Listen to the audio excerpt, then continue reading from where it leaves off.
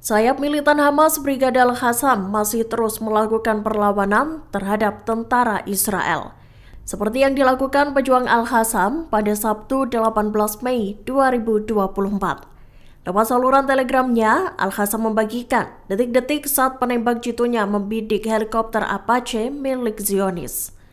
Diketahui saat itu helikopter Apache Israel tengah terbang di langit utara Kem Jabalia, jalur Gaza Utara. Dalam rekaman yang dibagikan, penembak Al-Qassam tampak menyiapkan senjata ampuhnya yang berisikan rudal SAM-7.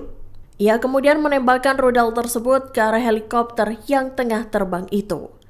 Diberitakan sebelumnya, Brigade Al-Qassam juga mengumumkan bahwa pejuangnya telah menghabisi 15 tentara Israel. Mereka menyerang pasukan Zionis itu di dekat Rafah, jalur Gaza Selatan. Al-Qassam menyebut pejuangnya menargetkan serangan ke sebuah rumah di lokasi tersebut. Pejuang Al-Qassam menggunakan senapan mesin ringan dan granat tangan di lingkungan Al-Tanur itu. Faksi-faksi milisi perlawanan Palestina terus menghadapi pasukan pendudukan Israel. Mereka terlibat bentrok di berbagai medan pertempuran, khususnya di kota Rafah, jalur Gaza Selatan dan Jabalia. Dikutip dari Tribun News, pada Sabtu 18 Mei 2024, sayap militan Hamas Brigade Al-Qassam menyatakan telah berhasil melumpuhkan 15 tentara Israel. Para pasukan Zionis itu dihabisi saat berada di sebuah rumah yang dijadikan tempat persembunyian. Al-Qassam menargetnya dengan menggunakan perangkat anti-personil Thunder. Mujahidin Al-Qassam kemudian menyerbu rumah tersebut dan terlibat bentrok dengan serdadu Zionis yang tersisa dari jarak dekat. Mereka menggunakan senapan mesin ringan dan granat dalam penyerbuan di daerah Al-Tanur, timur kota Rafah. Al-Qassam juga menargetkan tank Merkava 4 Zionis dengan rudal Al-Yasin 105 di lingkungan yang sama. Selain di Rafah, pertempuran sengit juga terjadi di kawasan Jabalia.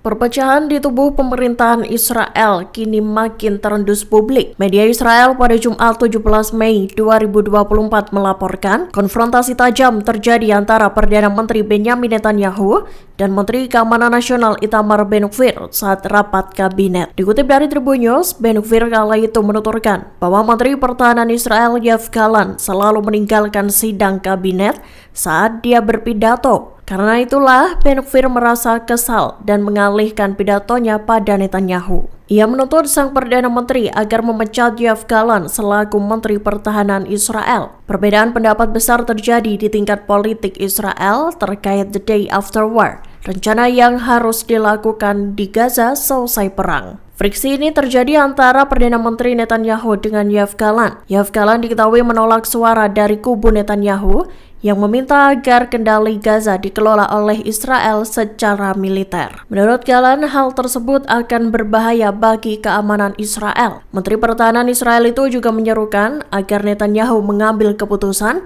bahwa Israel tak akan menguasai Gaza setelah berakhirnya perang.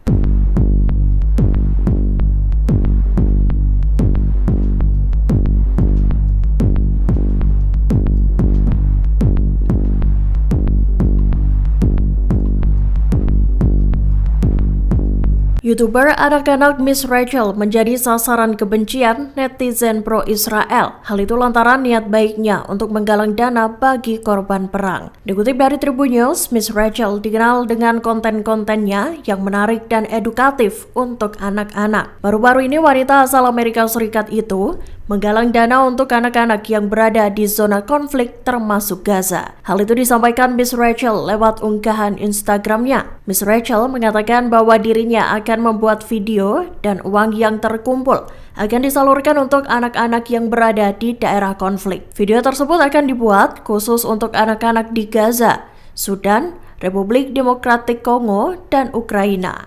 Menurutnya, anak-anak tak seharusnya mengalami kengerian perang. Namun sayangnya, niat baik Miss Rachel itu mendapat reaksi sinis dari netizen pro-Israel. Mereka menyatakan kemarahannya atas dukungan Rachel terhadap anak-anak di Gaza. Bahkan tak sedikit yang membalas unggahan Rachel dengan emoji bendera Israel. Ada pula yang belak-belakan mengaku berhenti mengikuti konten-konten Miss Rachel. An idea came to me this morning called Messages of Love to Children for Children, and I'm wondering if I can get your help with it. Please tag Cameo in the comments so we can make this happen together. The idea is I'll make videos for little ones, and all the money raised on my end will go to Save the Children's Emergency Fund, which will go to children living in conflict, Gaza, Sudan, Democratic Republic of Congo, Ukraine. Hopefully I can make little ones smile by giving them a personal video, and then the money will go to help more children living in unimaginable circumstances. Children should never experience the horrors of war. These are grave violations of their human rights. Children should be protected. Children should have healthy food, clean water, protection from violence, a safe place to live.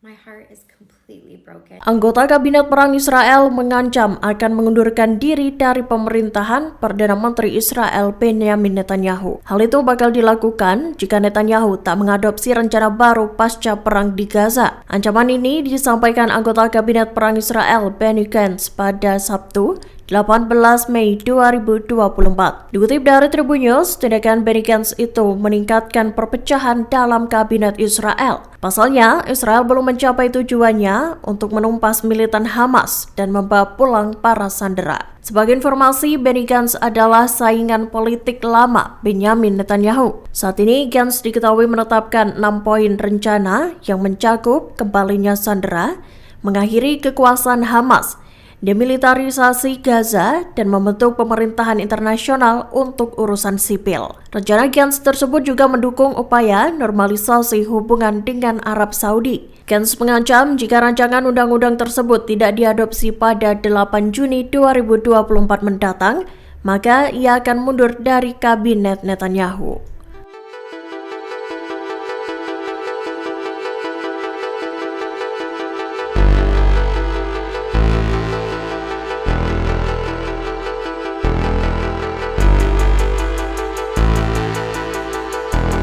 Perserikatan Bangsa-Bangsa atau PBB mengatakan sebanyak 800.000 warga Palestina telah dipaksa meninggalkan kota Rafah. Dikutip dari The Times of Israel, mereka diharuskan mengungsi sejak pasukan Zionis melakukan invasi di daerah tersebut. Hal itu disampaikan oleh Kepala Badan Bantuan dan Pekerjaan PBB untuk Pengungsi Palestina UNRWA, Philip Lazzarini, lewat akun X-nya. Dalam cuitan yang dibagikan pada Sabtu 18 Mei 2024 itu, Lazzarini mengungkap bahwa sebagian besar warga pergi ke daerah tengah dan Khan Yunis. Ia juga membeberkan warga Gaza terpaksa mengungsi berkali-kali demi mencari keselamatan. Namun daerah-daerah yang menjadi tempat pengungsian kini mulai mengalami krisis air bersih. Lazzarini pun menegaskan bahwa tak ada zona aman di Gaza, seperti yang dikatakan oleh militer Israel. Pasalnya, meski Israel mengklaim adanya zona aman, pihaknya masih terus membombardir berbagai wilayah di jalur Gaza. Kepala UNRWA itu juga menyinggung soal kurangnya bantuan kemanusiaan. Ia lantas menyerukan pengiriman bantuan kemanusiaan yang cepat dan tanpa hambatan bagi warga sipil Palestina. Kemudian, warga sipil juga harus memiliki akses terhadap kebutuhan dasar bertahan hidup, termasuk makanan, air, dan tempat tinggal. Lebih lanjut, Lazzarini juga menekankan soal kesepakatan gencatan senjata.